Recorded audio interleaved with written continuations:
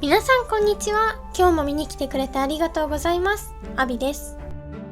今日私は京都府京都市嵐山にある嵐山モンキーパークにやってきました。ここは野生の猿たちを柵なしで観察したりおやつをあげたりできる場所で、お猿さんに会うためには山に登らないといけないので、しっかり歩きやすい靴でやってきました。ケロケロ。今回は車で来たので駐車場に車を止めるんですけど、事前にホームページを見ていたらモンキーパークには専用の駐車場がないらしくて、阪急嵐山駅前にある阪急嵐山駐車場をご利用の場合は、園の入り口にて駐車場の領収書をご提示ください。駐車料金1000円のうち200円を負担しますって書いてあったので調べたんですけど、阪急嵐山駐車場っていうのが見つけられなくて、阪急嵐山駅の目の前にあるのはパークファースト阪急嵐山駅前っていう駐車場だったので、一旦ここに車を止めました。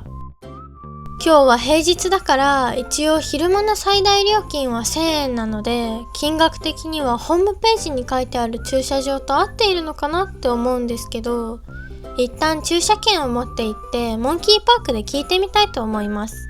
ケロケロ。駐車場を出て左手の山に向かってまっすぐ進みます。突き当たりを右に曲がって少し歩くと右手に渡月橋が見えてきました。渡月橋のかかっている川は桂川っていう川です。渡月橋を渡らずに川の横の小道に入るとモンキーパークの看板が見えてきました。階段の先に鳥居があって一谷宗像神社の境内があります。階段を登った後すぐ左に曲がるとモンキーパークの入り口を発見しました。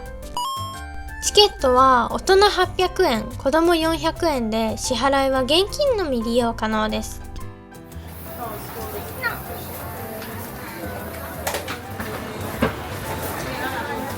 チケットにはお猿さんを安全に見るための注意書きが書いてあります。ここから山頂までは20分ほどの道のりで、最初は階段を歩きます。今のところお猿さんの気配は全く感じられない気がします。道は整地されていて完全なる山道って感じじゃなくて歩きやすいです。途中でお猿クイズを見つけたんですけど、下の方の問題はなくなっていて答えしか見れませんでした。なんとこの山にはルートが2個あるみたいなので、行きと帰りで別々の道を通ってみようかなって思います。ここにもルールが書いてありました。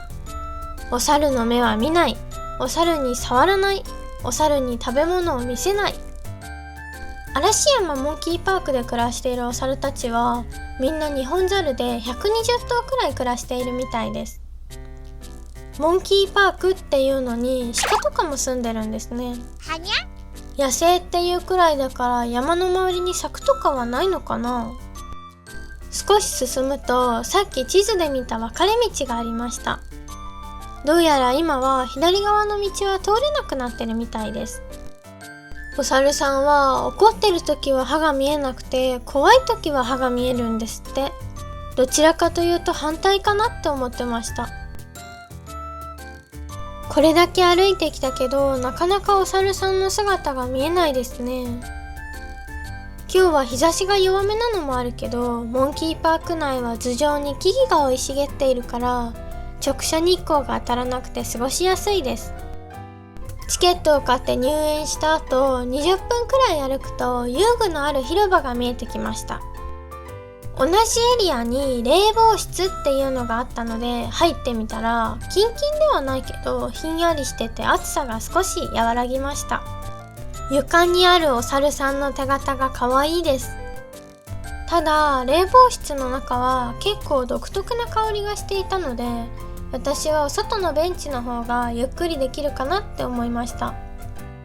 冷房室を出た後の道はスロープと階段に分かれていました。スロープは階段よりも長く見えるので階段を登ります。するとついにお猿さんを発見しました。綺木の上にいるお猿さん、ちらっと見えたお顔がかわいい。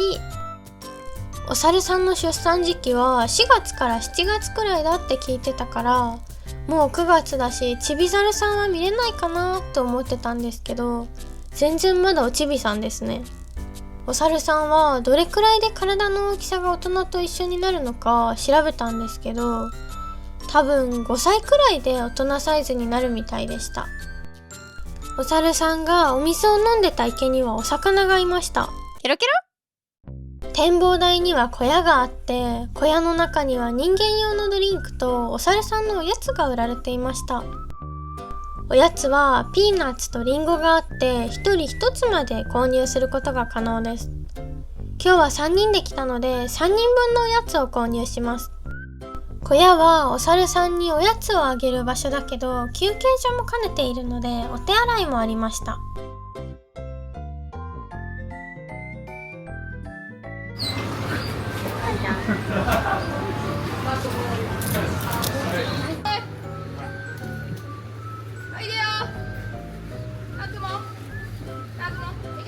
ちなみに周りの観光客の方々もみんな直接手に持っておやつをあげていて、私も直接手渡しであげてしまったんですけど、帰ってからホームページを見ていたらなんとびっくり。お猿が指をつかむことがあるので直接餌を渡すことはできません。餌やり棚の上に置いてあげるようにしてくださいって書いてありました。でもおやつがあげられる小屋にはそういう張り紙は見た限りなかった気がするし、ホームページも注意書きのページじゃなくてモンキーパークの紹介のページにそう書いてありました。もしかすると昔は手渡しがダメだったけど今は OK に変わったから張り紙がないのかなって思ったけど、どうなんでしょう。今の見ましたか？お猿さんがピーナッツを受け取って食べずにポイってしましたよ。私は大ショック。なんてこった、リンゴしかいらんのか。でもしばらく見てたらピーナッツを捨てた子が他の人からのピーナッツは受け取って食べてました。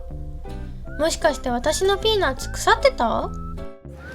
ピーナッツとリンゴ2個あげたらどっちが好きなのかな？はい、どっちがいい？こうか。近いよ。あ、両方普通になったわ。お猿さんに名前がついているとはいえ、顔を見ただけで誰かわかるんですかね？休憩所にはスタンプが置いてあって、入園チケットの裏にスタンプが押せるようになってます。ニホンザルもハムスターみたいに頬袋があるんですって。人間にももしあったらお弁当作らなくてよくて便利そう。お猿さんには頬袋があるのに人間にないのがなんとも不思議です。展望台から見る京都の街。この山の標高は160メートルらしいです。巨大なバナナと写真を撮ることもできます。小屋の裏の山にも少し登れるようになっていて、さらに進むとさっきお猿さんにおやつをあげていた小屋を上から見ることもできました。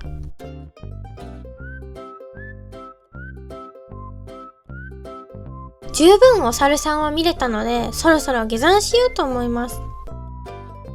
行きと同じ道だけど、上から見るとくねくねしてるのがよくわかるから、なんだか長いように感じます。ちなみに行きはほとんどのベンチを誰かしらが休憩に使っていて、座るタイミングがなかったんですけど、山道の途中にベンチのある休憩場所がいくつかありました。登山っていうほど大変じゃないけど、自然に囲まれていて虫の声は聞こえるけど姿は見えなくて、とても快適にお散歩することができました。行きと同じ長い階段が見えてきたので、もう少しで山の下に着きそうです。下の受付のところにグッズコーナーもありました。駐車料金について来た時に聞き忘れたので、帰りに受付で聞いたらこの駐車場で合ってたみたいで200円返金していただけました。ケロケロ。ということで今回私は嵐山モンキーパークさんに訪れました。嵐山モンキーパークは程よいハイキングを楽しみつつお猿さんにも出会える運動不足の人に最適なお出かけスポットだなって思ったので、運動不足を感じてる皆さん、ぜひ行ってみてください。今日も最後までご視聴ありがとうございました。チャンネル登録、高評価もよろしくお願いします。また見に来てください。バイバーイ。カエルの歌が